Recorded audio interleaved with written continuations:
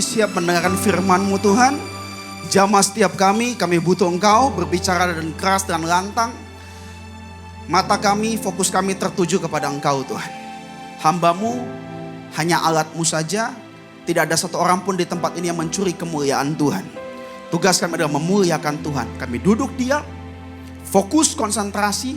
Kami tidak menghiraukan apapun gangguan di sekitar kami, bahkan di dalam kami. Karena kami percaya kuasa firman-Mu lebih besar daripada apapun. Mengucap syukur Tuhan, berbicara secara pribadi di tempat ini. Dalam nama Yesus kami sudah berdoa. Haleluya, amin. Shalom, shalom, silakan duduk saudara. Shalom. Langsung saja kita buka firman Tuhan. Slide yang pertama dikatakan, saya berikan judul badai yang mempertemukan. Oke? Badai yang mempertemukan titik-titik-titik. Nah, titik-titik itu juga termasuk di judul ya, Bapak Ibu yang dikasihi Tuhan. Ya, teman-teman sahabat. Artinya apa? Saya berdoa ketika khotbah ini selesai, saudara bisa menjawab badai itu mempertemukan apa. Entah saudara mau jawab mempertemukan jodoh, mempertemukan pacar, mempertemukan berkat, mempertemukan kekayaan, atau mempertemukan jati diri, mempertemukan hati Tuhan, terserah saudara. Cuma saya berdoa supaya ketika firman Tuhan ini selesai disampaikan, saudara bisa menjawab titik-titik tersebut secara pribadi. Jadi badai itu mempertemukan apa dalam hidup saudara. Mari kita buka firman Tuhan. Matius 12 ayat 38. Kita baca bersama-sama. 1, 2, 3. Pada waktu itu berkatalah beberapa ahli Taurat dan orang Farisi kepada Yesus. Guru, kami ingin melihat suatu tanda daripadamu. Ayat 39. Ahli Taurat dan Yesus. Oke. Ayat 39 kita baca bersama-sama. 1, 2, 3. Tetapi jawabnya kepada mereka, angkatan yang jahat dan tidak setia ini menuntut suatu tanda. Tetapi kepada mereka tidak akan diberikan tanda selain tanda Nabi. Ahli Taurat tanya, tanda apa? Dikatakan tidak ada tanda lain, hanya ada tanda Nabi Yunus. Ayat selanjutnya, Matius 16 ayat yang pertama. Matius 16 ayat yang pertama. Kita baca sama-sama, 1, 2, 3. Kemudian datanglah orang-orang Farisi dan Saduki hendak mencoba Yesus. Mereka meminta supaya ia memperlihatkan suatu tanda dari sorga kepada mereka. Perhatikan, tadi ahli Taurat, yang kedua orang Saduki dan ahli Farisi. Minta suatu tanda. Oke. Tadi ada ahli Taurat dan orang Farisi. Ini orang Farisi dan Saduki. Berarti sudah 3 orang. 3 kelompok. Orang Taurat, ahli Farisi, orang Saduki. Minta tanda. Apa yang Yesus katakan? Ayat 4. Kita baca sama-sama. 1, 2, 3. Angkatan yang jahat dan tidak setia ini menuntut suatu tanda. Tetapi kepada mereka tidak akan diberikan tanda selain tanda Nabi Yunus. Lalu Yesus mendirikan mereka dan saudara sabar dulu, Lukas 11 ayat 29. Ya, Lukas 11 ayat 29. Kita baca sama-sama. 1, 2, 3. Ketika orang banyak mengerumuninya, berkatalah Yesus, angkatan ini adalah angkatan yang jahat. Mereka menghendaki suatu tanda, tetapi mereka tidak akan diberikan tanda selain tanda.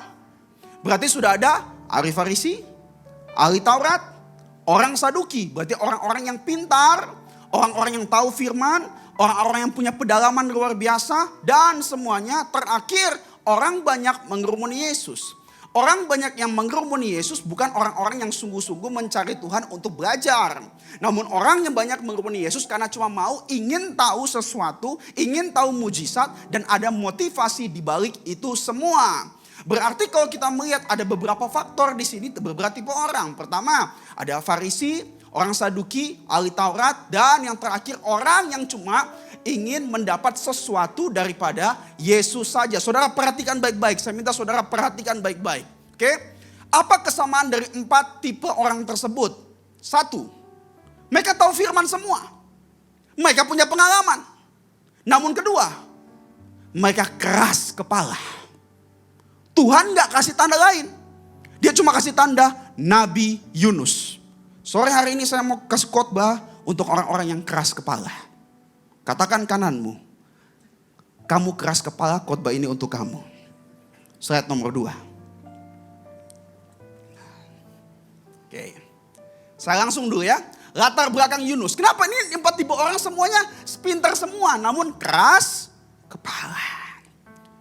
Cuma dikasih tanda Nabi Yunus. Apa cerita tentang Nabi Yunus? Saudara bisa lihat latar belakang Yunus. Saudara tahu kan? Dia harusnya ke Niniwe, dia pergi ke Tarsis. Dimakan ikan besar, masuk 3 hari 3 malam, buang undi. Di kapal akhirnya dimakan ikan besar, 3 hari 3 malam akhirnya dibebaskan. Memang kalau secara teologi itu bicara tentang penyelamatan Yesus untuk umat manusia. Namun izinkan saya pada sore hari ini membuka suatu pandangan yang sedikit berbeda. Ya, supaya membuka pikiran saudara ini bicara secara pribadi. Latar belakang Yunus. Pertama, Tuhan yang inisiatif panggil kok.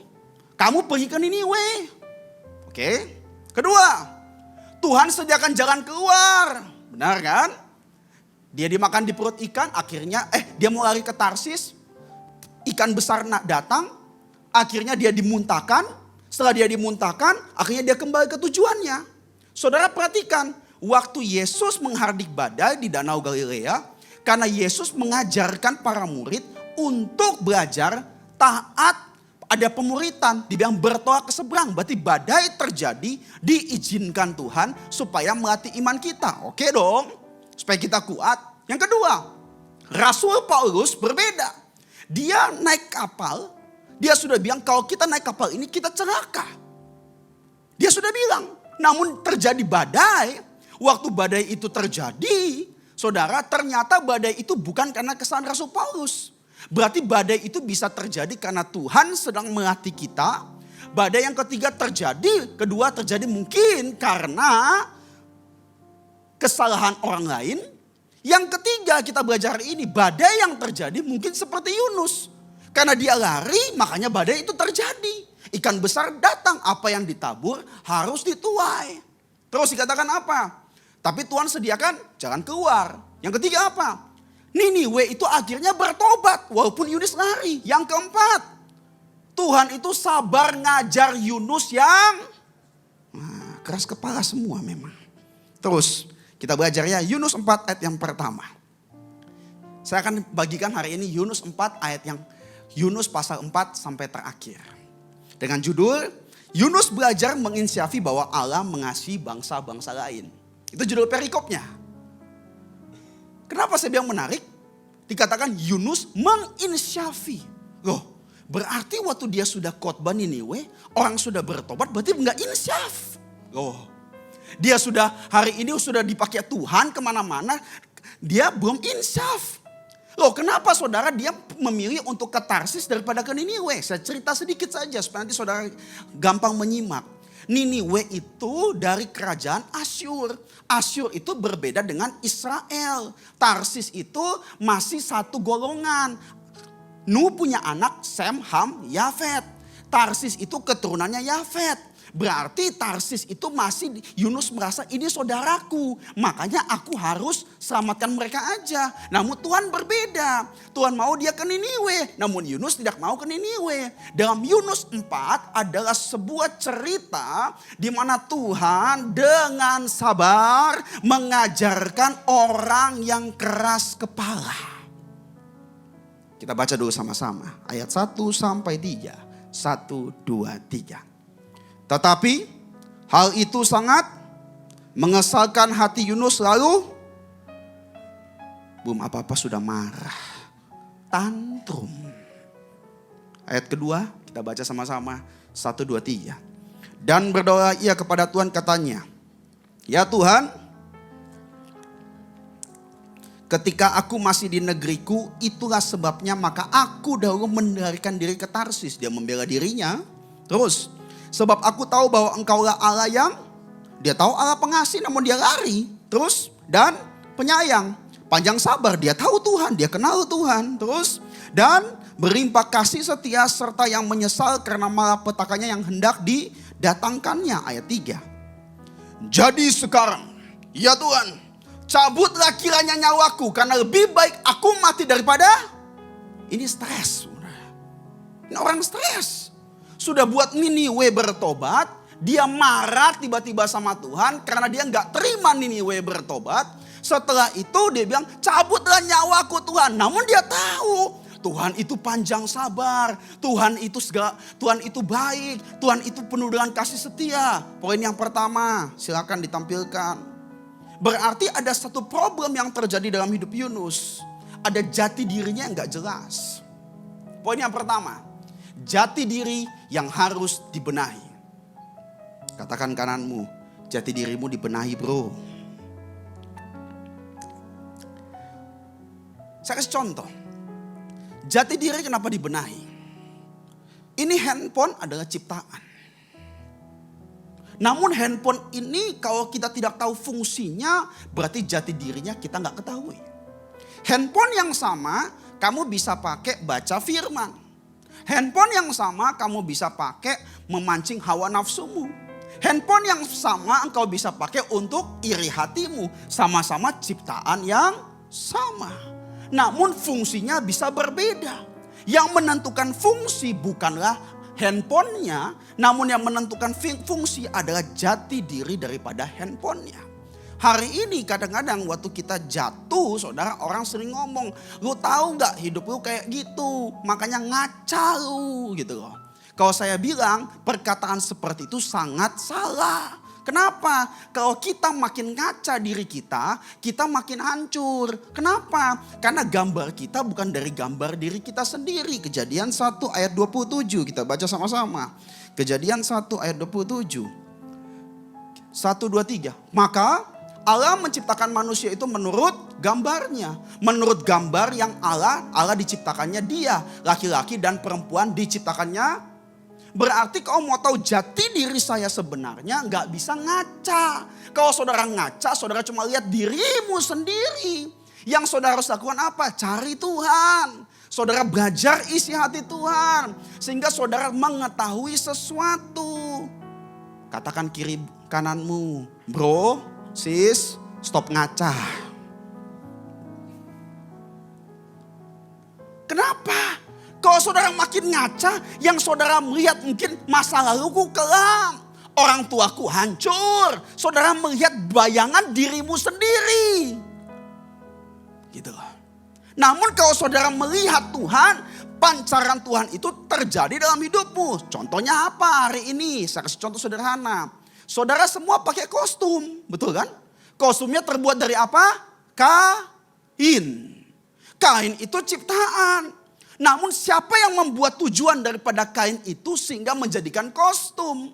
Berarti kita tahu kita ini ciptaannya Tuhan semua. Yang bisa menyadarkan kita jati diri kita sesungguhnya kalau di tangan Tuhan. Makanya kemarin saya sharing, bisa slide 4 ditampilkan. Bahwa ada perbedaan jernih dan murni. Kalau ini murni. Kenapa murni? Karena sesuatu itu kalau jernih cuma terlihat bersih dan bening. Jernih apa? Terlihat dari luar mata. Jernih apa? Tidak pasti aman untuk diminum atau digunakan. It's clear. But murni itu berbeda. Murni itu pure. Tuhan gak minta hati yang jernih. Tuhan minta hati yang murni. Bebas dari segala, kalau Indonesianya bebas dari segala kontaminan fisik, kimia, biologis, terukur secara ilmiah, terus pasti aman untuk diminum atau digunakan. Ini bukan promosi air minum ya. Namun sesuatu yang kita konsumsi pasti murni, itu menyehatkan. Firman Tuhan adalah sesuatu yang murni. Kalau kita konsumsi firman Tuhan, hidup kita akan murni. Kalau kita konsumsi dunia mungkin jernih. Kenapa bisa jernih? Saudara bisa melihat orang baik-baik saja namun dalamnya hancur. Saudara bisa melihat orang sehat-sehat saja, dia punya segalanya, mungkin segalanya. Namun dalam hatinya merasa kesepian, kesendirian dan depresi. Kenapa? Cuma jernih. Begitu juga kehidupan dan kerohanian orang Kristen gak bisa cuma clear. Saya bersih dilihat orang karena sebuah clear itu bisa dipermainkan. Bisa dikamuflase. Saudara punya jerawat, saudara bisa pakai make up. Saudara hari ini mungkin Rambutmu bermasalah, saudara bisa pakai rambut palsu. Semua itu bisa dijernihkan dengan mudah. Namun kemurnian itu berbeda. Amin. Makanya jati diri yang sebenarnya harus dibenahi. Bagaimana bisa kita benahi? Kita harus cari Tuhan. Waktu kita cari Tuhan, kita bisa dikembalikan dengan hati yang murni. Amin. Poin yang kedua, Yunus 4 ayat yang keempat. Kita baca dulu sama-sama. 1, 2, 3. Tetapi firman Tuhan, layakkah engkau? Suka marah-marah Yunus ini. Sudah 2 kali dia marah. Ayat 5. Yunus telah keluar meninggalkan kota itu dan tinggal di sebelah timurnya. Ia mendirikan di situ sebuah pondok dan ia duduk di bawah naungannya menantikan apa yang terjadi atas kota itu. Dia pergi ke suatu tempat, dia ngambek sama Tuhan. Dia dirikan sebuah pondok, ngambek sama Tuhan namun tak menantikan apa yang Tuhan lakukan. Ini jernih, namun gak murni. Makanya jati diri harus dibenahi. Terus ayat yang ke-6. Kita baca sama-sama. 1, 2, 3. Lalu atas penentuan Tuhan Allah. Penentuan Tuhan. Tumbuhlah sebatang pohon jarak melampaui kepala Yunus untuk lagi panas, lagi sedih, pohon jarak muncul. Terus ya, kita baca sama-sama. 1, 2, 3. Agar ia terhibur daripada kekesalan hatinya. Yunus sangat bersuka cita karena, perhatikan baik-baik, sabar. Perhatikan baik-baik. Ya, Yunus ini ngambek. Waktu dia ngambek, penentuan Allah. Penentuan Allah apa yang Tuhan kerjakan. Pohon jarak muncul menaungi dia. Dan dia bersuka cita karena pohon jarak. Artinya apa? Dia bersuka cita karena alasan yang salah. Padahal dia sebelumnya menantikan apa yang mau diperbuat Tuhan untuk kota tersebut. Poin yang kedua sederhana. Pengertian dan penghiburan atas peristiwa. Perhatikan baik-baik. Saudara, ada sesuatu yang terjadi dalam hidupmu. Oke? Waktu kita terjadi dalam hidup kita, kadang-kadang kita lebih fokus kepada namanya penghiburan. Kita lebih fokus kepada namanya jawaban. Kita lebih fokus pada namanya solusi. Kita lebih fokus kepada namanya kenyamanan. Ketika pohon jarak muncul, Yunus hanya fokus di situ kepada sukacitanya kepada pohon jarak. Waktu peristiwa mungkin saudara dimarahi orang, saudara kesal hati. Ketika orang menghibur saudara, saudara fokus kepada penghiburan tersebut. Itu nggak salah namun tidak perfect. Itu nggak salah namun tidak utuh. Artinya apa? Ketika sebuah peristiwa terjadi dalam hidup saya, yang saya lihat bukanlah cuma penghiburan, namun yang saya harus lihat adalah pengertian. Sama-sama katakan pengertian. Loh, kenapa Pak cuma pengertian? Kalau cuma penghiburan tidak akan ada faedahnya. Firman Tuhan berkata apa dalam penabur perumpamaan? Ada 4 jenis tanah. Pinggir jalan, batu, semak duri, tanah yang baik, tanah yang subur. Perumpamaan tentang penabur adalah perumpamaan satu-satunya yang Yesus berikan kepada orang banyak dan penjelasannya. Perumpamaan yang lain, Yesus hanya menceritakan perumpamaannya tanpa penjelasan. Dan penjelasannya hanya kepada murid-murid. Perumpamaan tentang penabur ketika Yesus bilang ada pinggir jalan, ada batu, ada semak duri, ada tanah yang baik. Dibatasi dengan ayat Matius 13 ayat 15. Itu katanya apa? Sebab hati bangsa ini telah menebal. Bisa dibuka ayatnya. Sebab hati bangsa ini telah menebal. Matius 13 ayat 15. Kata tebal bicara kalus. Kata kalus bicara kapalan. Kapalan bicara kulit yang menebal. Artinya apa? Kalau kulit yang tebal kita tahu ini panas, kita pegang, gak akan rasanya langsung panas. Kita tahu ini tajam, waktu kita pegang tidak akan terasa langsung tajam. Kita tahu ini dingin, waktu kita pegang tidak akan terasa langsung dingin. Padahal itu dekat. Kenapa terjadi seperti ini? Banyak orang Kristen hatinya menebal. Banyak anak Tuhan hatinya menebal. Kenapa? Waktu hati saudara menebal, saudara tahu ada masalah depan, padahal Tuhan sedang menitipkan berkat. Saudara nggak bisa lihat berkatnya, saudara cuma lihat masalahnya. Karena hatimu tebal. Loh, saudara mendapat sesuatu penghiburan daripada Tuhan, saudara cuma fokus pada penghiburannya, namun saudara tidak bisa menikmati di balik penghiburan itu ada pengertian untuk pendewasaan dalam hidup saya. Saudara tidak bisa nikmati karena hati saudara tebal. Pertanyaannya, supaya hati nggak tebal artinya apa? Supaya saudara menjadi orang yang peka rohani. Tanpa kepekaan rohani kita akan melihat semuanya seperti rutinitas, seperti kewajiban, seperti membosankan dan semuanya. Semua yang kita miliki ini adalah titipan, sahabat-sahabatku. Makanya dikatakan sebab hati bangsa ini menebal. Menebal tidak peka. Tidak peka berarti bicara apapun yang baik di depanmu. Namun jika engkau tidak bisa melihat kebaikan, percuma. Engkau bisa berkata sama seperti Yunus. Tuhan maha pengasih. Tuhan panjang sabar. Namun aku marah Tuhan. Aku mau pergi daripada Tuhan. Aku ngambek. Berarti jati dirinya tidak pas, jati dirinya harus dibenahi dan dia kembali. Penghiburan dari pohon jarak bukan cuma bicara penghiburan, namun bicara adalah peristiwa yang membuat dia mengerti. Bagaimana supaya hati gak tebal? Harus ada di tanah yang baik. Pinggir jalan, satu aja kata kuncinya.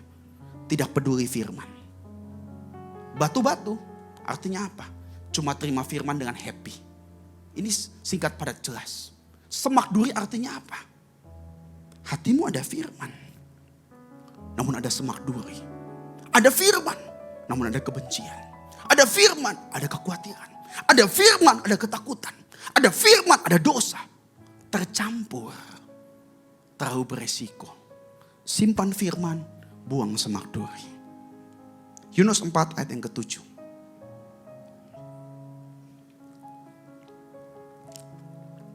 Kita baca sama-sama 1, 2, 3. Tetapi keesokan harinya ketika fajar menyingsing, atas Tuhan menentukan ya. Terus datanglah seekor ulat yang menggerebek pohon jarak itu sehingga ayat 8. Segera sesudah matahari terbit maka atas penentuan Allah bertiuplah angin timur yang panas terik sehingga sinar matahari menyakiti kepala Yunus. Lalu rebalah ia lesu dan berharap supaya mati. Dia ngomong lagi, lebih baik aku mati daripada hidup. Ayat 9. Perhatikan ini yang paling seru. Tetapi berfirmanlah Allah kepada Yunus, layaklah engkau marah karena pohon jarak itu. Pohon jarak ditentukan Tuhan untuk menaungi. Yunus sudah bersuka cita. Namun panas yang datang dalam hidupnya Yunus karena cuaca. Namun dia marah karena pohon jarak tersebut. Karena sebuah ulat, padahal Tuhan sudah memberikan sukacita. Terus Tuhan tanya, layakkah engkau marah cuma karena pohon jarak? Bukankah motivasi yang sebenarnya Yunus pergi menyendiri karena dia menantikan Tuhan apa yang Tuhan mau perbuat di kota tersebut. Dia menantikan jawaban Tuhan. Kadang-kadang waktu kita menantikan jawaban Tuhan, kita menjadi marah sama Tuhan. Ini yang bermasalah. Dan ekstrimnya, teman-teman yang dikasihi Tuhan, apa yang dijawab Yunus? Selayaknya aku marah sampai, siapa yang mau marah sampai mati di sini? Masa mau marah sampai mati? Mending tersenyum sampai mati. Kau marah sampai mati, kerutannya sampai mati. Poin yang ketiga, slide nomor 7. Jangan lekas marah untuk menilai.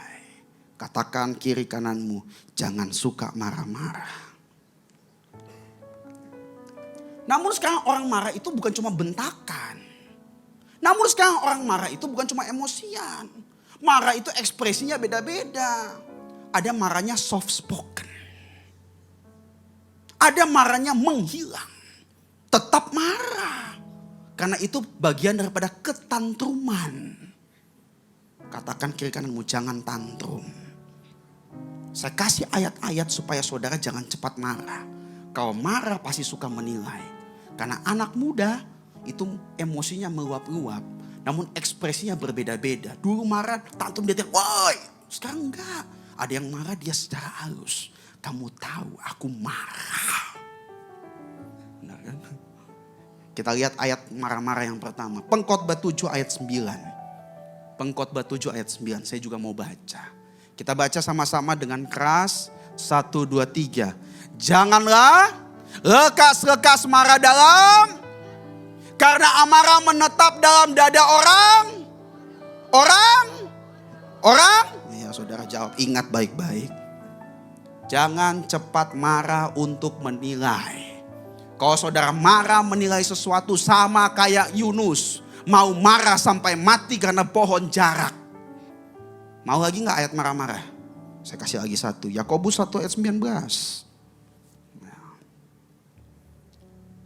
Hai saudara-saudaraku yang kukasihi, ingatlah hal ini. Setiap orang hendaklah cepat untuk mendengar tetapi lambat untuk berkata-kata dan juga lambat untuk marah. Ayat 20, 1, 2, 3.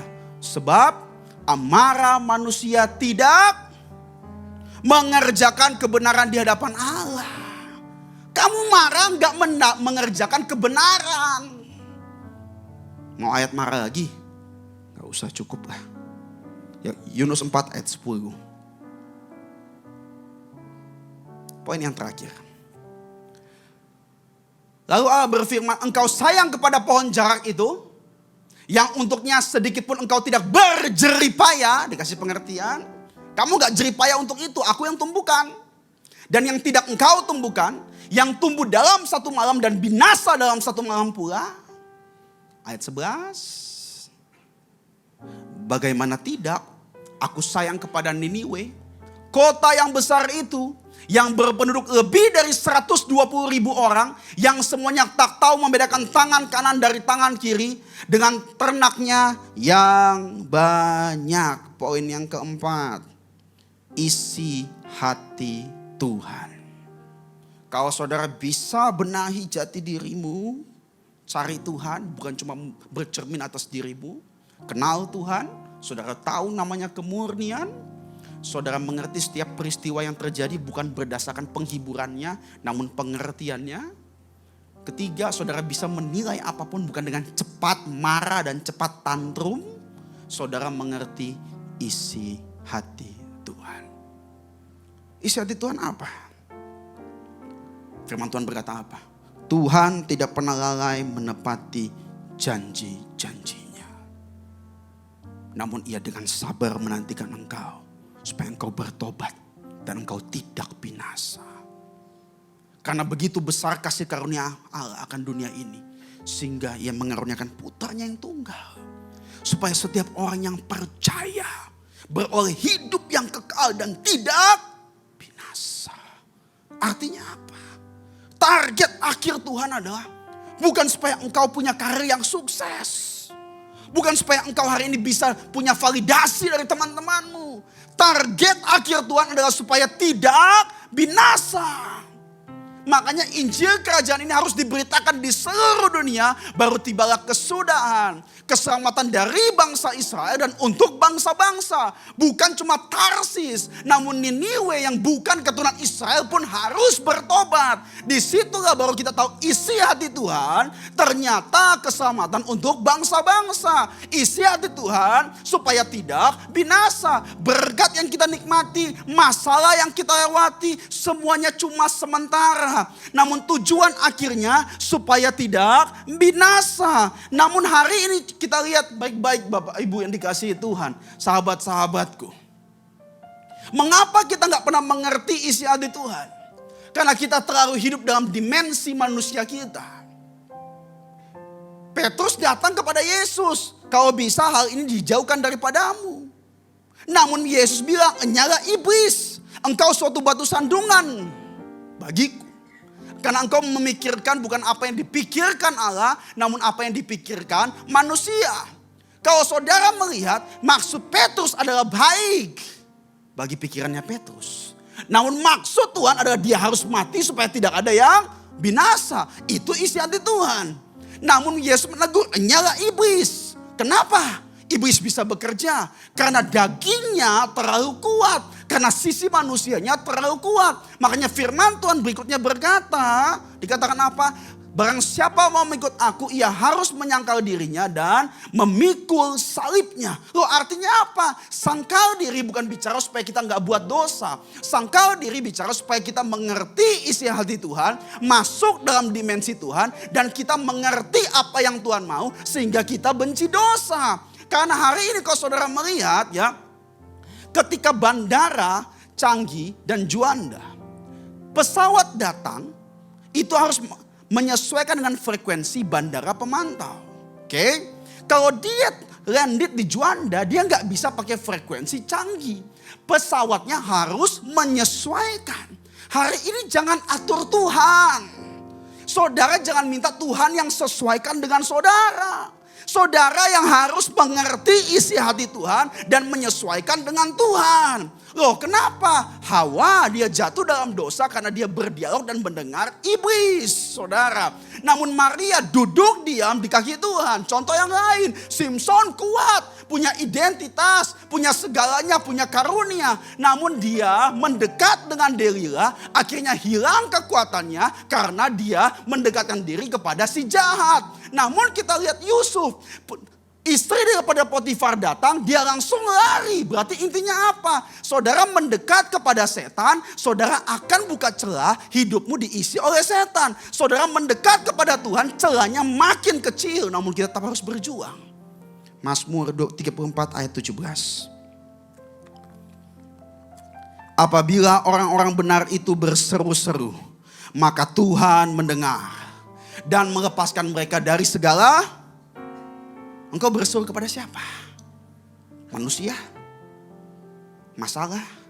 Jawaban? Atau engkau berseru kepada Tuhan? Ayat selanjutnya. 1, 2, 3. Tuhan itu dekat kepada orang yang patah hati. Dan ia menyelamatkan orang yang remuk jiwanya. Mazmur 27 ayat 10. Sekalipun ayahku dan ibuku meninggalkan aku, namun Tuhan menyambut aku. Artinya apa? Isi hati Tuhan supaya kita nggak binasa. Jangan minta Tuhan sesuaikan dengan engkau. Engkau yang dekat sama Tuhan. Cari Tuhan, benahi jati dirimu. Mengerti setiap peristiwa yang terjadi, di balik peristiwa itu ada pelajaran. Jangan terlalu cepat marah untuk menilai segala sesuatu. Kenali isi hati Tuhan. Wahyu 3 ayat 19. Kita baca sama-sama ya. 1, 2, 3. Barang siapa kukasihi, ia kutegur dan stop, titik koma. Yang mengasihi siapa? Tuhan yang mengasihi kita. Oke? Kalau Tuhan kasih kita, dia tegur dan hajar. Sebab itu akibatnya respon kita. Respon kita apa? 1, 2, 3. Relakanlah hatimu dan berarti hubungan itu ada dua sisi. Tuhan mengasihi saudara, dia tegur, dia hajar. Selesai dia tegur dan dia hajar, relakan dan bertobat. Ayat 20. Baca sama-sama yuk. 1, 2, 3. Lihat, aku berdiri di muka pintu dan mengetok. Jikalau ada orang yang mendengar suaraku dan membukakan pintu, aku akan masuk mendapatkannya. Dan aku akan makan bersama-sama dengan dia. Dan ia bersama-sama dengan aku. Saya tanya dulu sama saudara. Yang ketok siapa? Tuhan. Yang berdiri di muka pintu siapa? Tuhan. Berarti Tuhan sayang sama engkau, dia tegur, dia hajar. Tuhan sayang sama saudara, dia ketok dan dia berdiri. Namun yang membuka pintu siapa? Saudara dan saya. Berarti hari ini yang saudara kerjakan apa? Bagaimana tahu isi hati Tuhan? Tuhan dibuka pintu. Tuhan mengetok. Berulang-ulang. Buka hatimu. Tuhan masuk. Semak duri buang. Tuhan masuk. Kekudusan masuk, firman masuk, kebencian buang. Tuhan masuk, firman masuk, kesendirian buang. Tuhan masuk, firman masuk, ketakutan, kekhawatiran buang. Tuhan masuk, pikiran Tuhan masuk, pikiran kesombongan engkau buang. Yesaya 64 ayat 8. Tetapi sekarang ya Tuhan, Engkaulah Bapa kami. Kamilah tanah liat. Dan Engkau yang membentuk kami. Dan kami sekalian adalah buatan tangan-Mu. Saudara tahu tanah liat, pottery? Walaupun sempat salah, namun masih bisa diperbaiki selama belum masuk oven. Artinya apa? Selama masih ada nafas kehidupan, selama masih ada kesempatan, masih ada harapan untuk berubah. Karena dia selalu berdiri di muka pintu, dia selalu mengetok. Saudara cuma membuka pintu hatimu. Slide yang terakhir, saya tutup dengan satu kesimpulan. Sambil saya undang PAW untuk maju ke depan. Slide ke-9 dulu. Slide yang ke-9. Badai itu mempertemukan apa? Satu, mempertemukan koreksi. Koreksi perjalanan Yunus. Koreksi jati diri Yunus. Badai itu mempertemukan apa? Pertobatan. Supaya Yunus bukan cuma melihat penghiburan. Yunus melihat pengertian di balik masalah tersebut. Dan Yunus tidak cepat-cepat untuk marah, untuk menilai sesuatu. Dan yang ketiga, badai itu mempertemukan fungsi hati yang benar. Kalau kita mengerti isi hati Tuhan, hati kita akan berfungsi dengan benar. Yang terakhir, saya akan ditampilkan. Berhenti lari. Engkau gagal atau berhasil, Dia Maha tahu. Tuhan tahu Yunus gagal, Tuhan tahu Yunus keras kepala, Tuhan tahu Yunus mungkin mau marah sampai mati, Tuhan tahu Yunus tantrum, namun anugerah Tuhan bekerja mempertemukan pada rencananya meskipun di tempat yang tergelap dan tergagal sekalipun. Mari bangkit berdiri, ambil waktu sejenak kita berdoa. Kita nyanyikan satu lagu. Saudara tundukkan kepalamu di hadapan Tuhan. Firman Tuhan pada sore hari ini adalah sederhana. Supaya saudara ini mengerti bahwa badai itu mempertemukan apa dalam hidupmu. Tuhan itu melihat Yunus. Dia sabar ngajar Yunus. Dia panggil Yunus. Dia sediakan jalan keluar.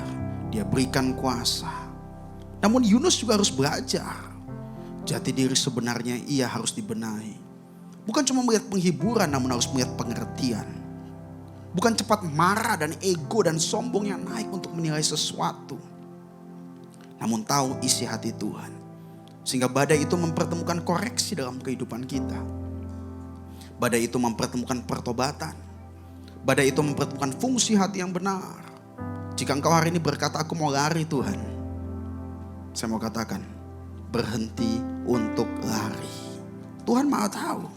Dia tahu kapan kelemahanmu. Dia tahu kapan engkau akan jatuh dan segala macam.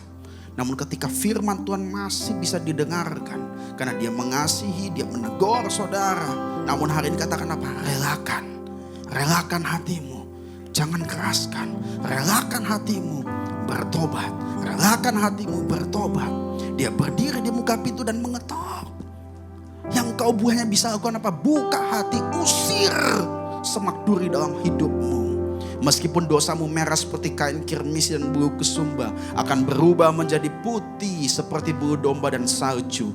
Asalkan engkau mendengar dan menurut akan firman Tuhan. Supaya engkau memakan buah yang baik. Supaya engkau tidak memakan yang pedang. Apa yang kita tabur memang mungkin harus kita tuai. Namun bersama Tuhan masih ada harapan. Jangan lari, jangan lari di tempat tergelap, di tempat tergagal dalam hidupmu. Dia tahu dan dia tetap ada. Relakan hatimu dan bertobat. Hide me now, Jesus. Suatu kali jika hatimu dan jiwamu gelisah, engkau harus mengatakan, mengapa engkau gelisah jiwaku? Hanya dekat Allah saja aku tenang. Dan katakan kepada jiwamu dan kau perintahkan, karena kau punya kuasa yang luar biasa. Be still, be still, be still. Terima kasih Tuhan, sore hari ini Engkau memulihkan setiap apa yang harus kami cari dalam hidup. Memulihkan setiap tujuan kami, supaya kami tahu Engkau tahu segalanya. Namun jika kami sampai pada titik ini, dan kami sampai pada titik di masa depan nanti, Engkau yang maha tahu. Di titik tergelap pun Engkau tidak pernah meninggalkan kami. Engkau tetap mengetok, Engkau tetap berdiri di muka hati kami. Ajari kami merendahkan diri, membuka pintu. Ajari hidup kami untuk kuat, mengusir setiap hari hal yang jahat dalam hati kami. Sehingga kami tahu isi hati Tuhan, dan fungsi hati kami berfungsi dengan benar. Kami berdoa untuk gereja-gereja di seluruh dunia, bagi para hamba Tuhan, pada semua jemaatnya. Tuhan berkati mereka supaya mereka menjadi berkat dan berdampak. Sehingga gereja di seluruh dunia dipenuhi oleh jemaat yang mencari Tuhan dengan tulus dan takut. Buat semua hamba Tuhan gereja bersatu, rukun dan tidak terpecah-pecah. Supaya dunia percaya Yesus adalah Tuhan bagi kemuliaan Allah Bapa. Demikian juga untuk gereja di mana kami Engkau percayakan untuk menggambarkan itu, gereja Blessing in the Spirit.